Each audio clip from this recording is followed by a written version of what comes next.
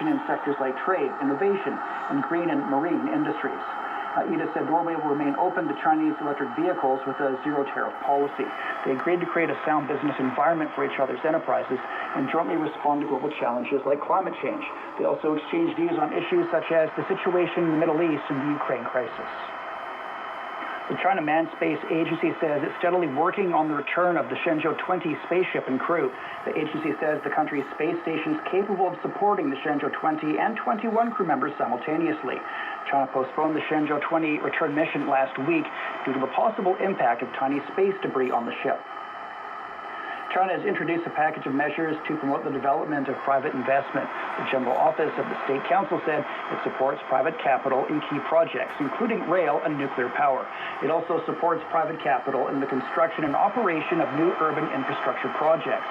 In addition, authorities call for efforts to remove unreasonable restrictions on businesses in the service sector. China's auto industry has reached a major milestone, with new energy vehicles making up more than half of all new cars sold in the country last month. According to the China Association of Automobile Manufacturers, NEV sales in October surged past 1.7 million units, accounting for over 51% of all new vehicle sales. In the first 10 months of the year, production and sales of NEVs are both up over 30%, each at around 13 million units. Diplomatic envoys in China say the recommendations of China's top leadership in formulating the country's 15th five-year plan have sent out a positive signal. They say the recommendations show China's efforts to expand its opening up and share opportunities with the world. The envoys attended a briefing on the fourth plenary session of the 20th Central Committee of the Communist Party of China.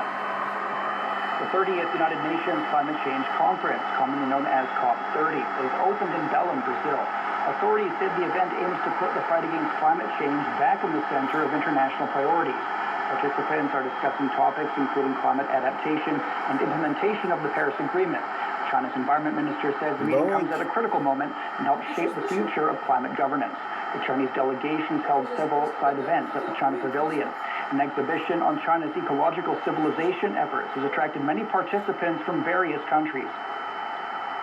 Chinese authorities have activated an emergency response in eastern and southern regions in the face of Typhoon Fenglong.